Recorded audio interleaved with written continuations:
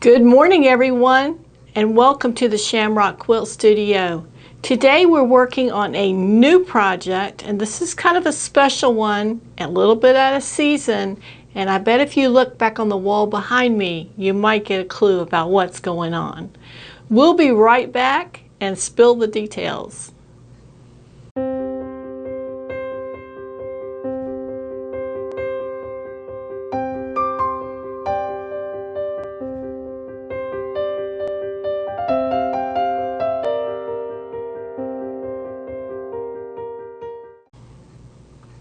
Well, hi and welcome back.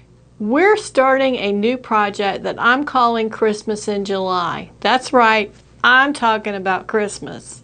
And I'll tell you why in just a moment. But first of all, I want to remind you about the quilt that's on the wall.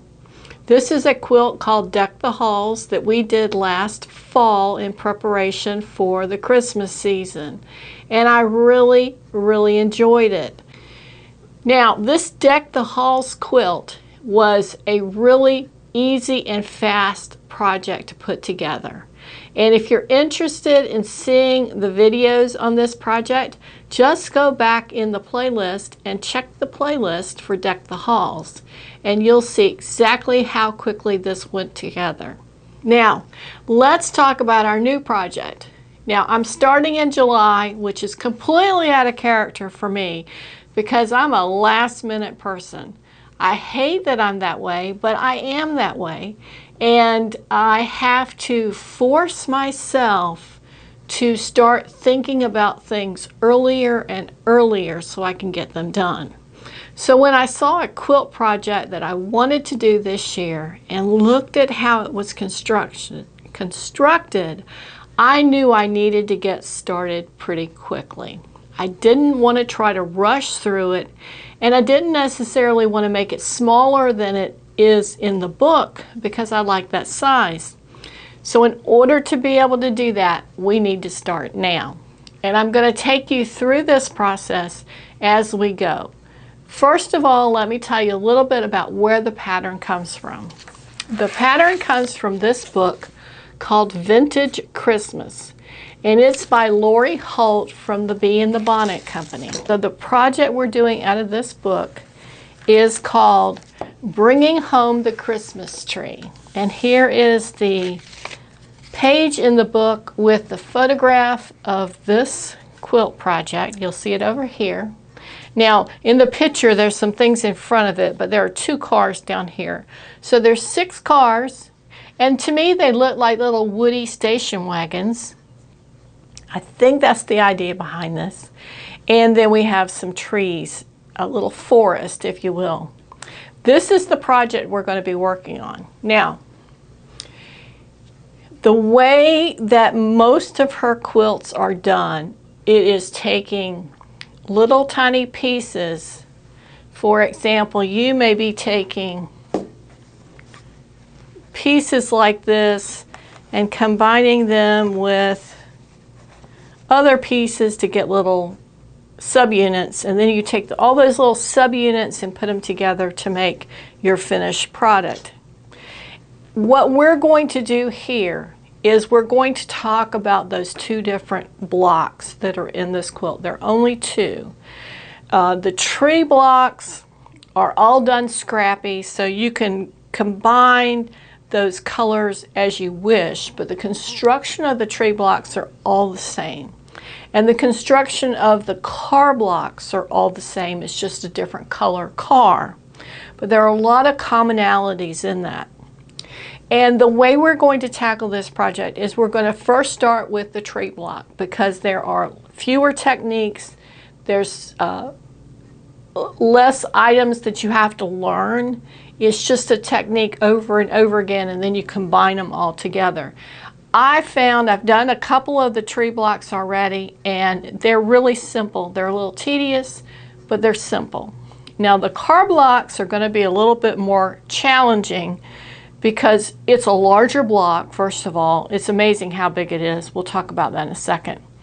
And it's a lot of different fabrics and colors and shapes that you're combining to get that finished product. And everything in this quilt is machine stitch. So if you're not a fan of hand stitching, this might be the project for you.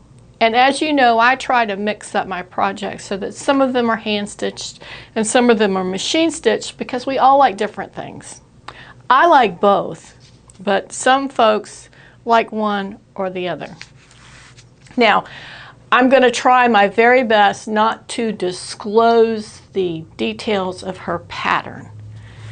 I think probably we've all seen this particular pattern or a variation of it in a quilt store or on the book cover, or we flip through the book. We've maybe seen somebody else do it. So it's not an obscure pattern that maybe you've never run across, but we are going to try to respect her intellectual property and not disclose the actual patterns. So I'm going to just flip through real quick. So this is what the book looks like, and it tells you, you've got a section here where it tells you exactly what sizes you're going to need, and then the assembly instructions, again, what sizes you need, assembly instructions, and I'm going to go through this really, really fast so that I'm not disclosing that. This is the actual end pieces where she's telling you how to put your sashing and your borders on. Now, the finished project is 68 by 74 and a half, so it is a large project, and it takes a pretty good amount of fabric. Now, all of the blocks for the tree, let's just bring this here. The 4 blocks for the trees, she suggests that you do it in scrappy fabrics, and I have a lot of greens in my scrap boxes, and I have tried to do that.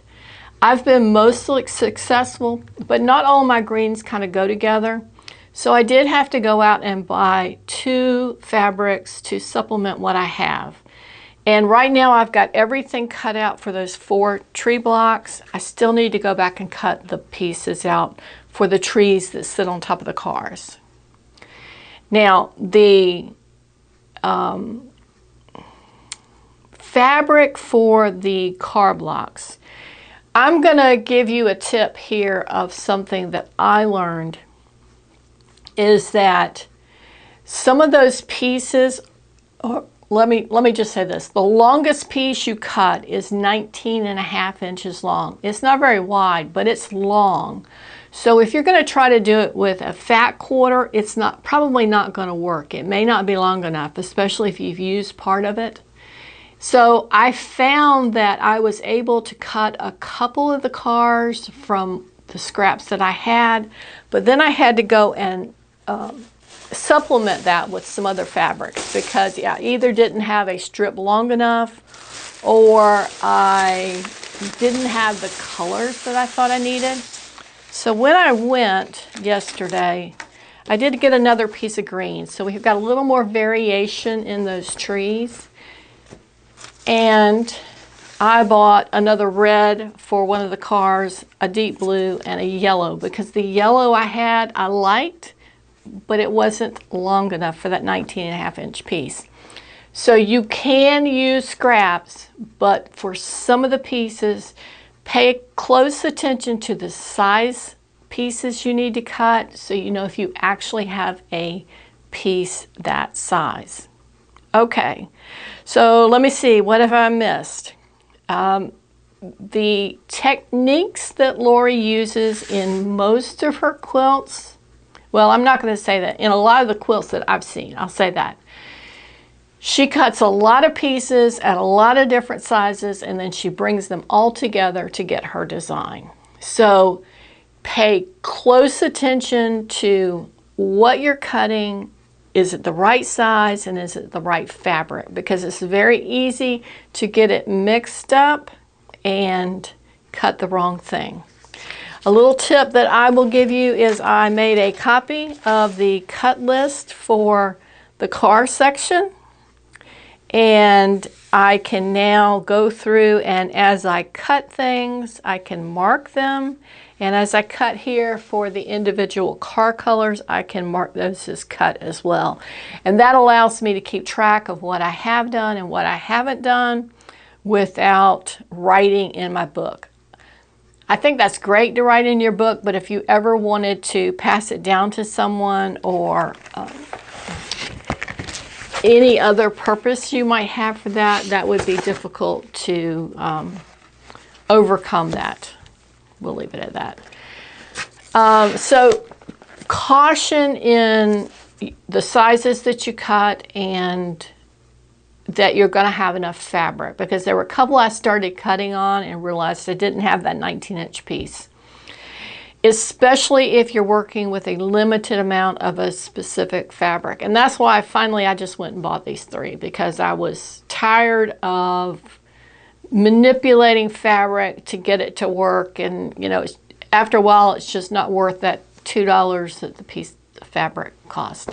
And I think for those car parts in particular, you probably don't need that much. You probably could use a 1/4 yard strip of fabric with the fabric, but I went ahead and got a 1/2 yard, because once I pulled these bolts out and started looking at these colors, and I said, they go together perfectly as kind of primary colors, and I think we can use that in something else. So I just went ahead while it was on sale and bought enough of it. And then I'm going to be supplementing it with some fabrics from my stash, along with, I've started cutting some other fabrics that we're going to be using. And it's going to use all kinds of different colors. Everything from a deep, rich black for the tires of the car. We're going to use some grays. In fact, we have 2 different kinds of grays. And then we're going to use a red, an aqua, a couple of blues, another red, and a yellow for the cars. And then background fabric. Let me grab my bolt of background fabric. When I first started thinking about doing this quilt, I always look at the pictures that are that are provided in the books or the cover of the pattern, and I'm looking at what makes it appeal to me, what makes it special. And one of the things about this particular quilt that we're working on is, of course, she had a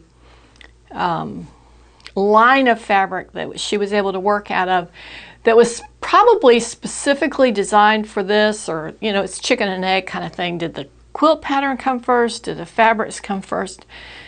But it was all meant to go together. And we are out here, because this book is several years old now, trying to acquire fabrics that will serve the same purpose. So we're looking for a fabric that stimulates that same emotional appeal. And while I could not find a fabric that was multicolor starburst, which is what her fabric was in the book, I did find this. And it is a white background, multicolored little squares, almost like confetti. And it is as close, I think, as we would get to her fabric. And then, of course, buying it on sale for 40% off, I bought all they had that day. Now, I did look. I want to give you a little bit of a guide as far as fabric goes, because when the book talks about what you're going to need, it talks about background, sashing, and border, and you will need 5 5/8 yards. So you're going to need a fairly large quantity of fabric, and that's because even with this fabric here, we are having to go in and create the background behind those cars and behind those trees. So it takes a lot of fabric. And that's the other thing I wanted to tell you about this, is that you're going to use a lot of fabric on this because of its techniques. You're going to have a lot of seams, you're going to have a lot of little pieces. So just go slow and watch what you're doing. Now, We've covered the pattern, we've covered the author, and again, that's Lori Holt of Bee in My Bonnet Company. It's a great book, and this is going to be several now that I have, several of the quilts in the book that I have done projects from. All right, let me just go through my list really quickly. This is not going to be a step-by-step tutorial.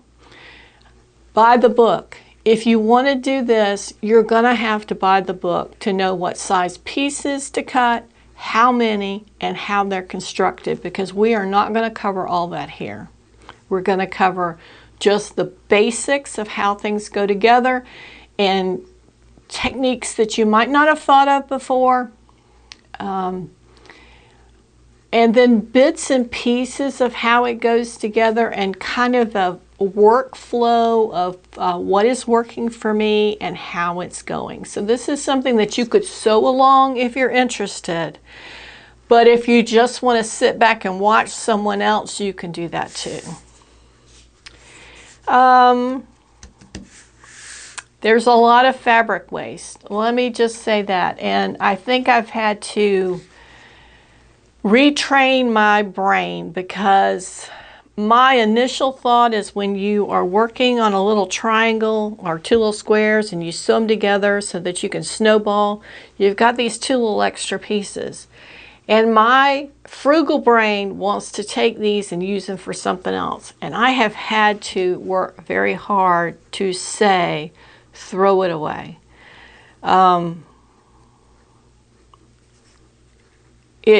It hurts my pocketbook to do that.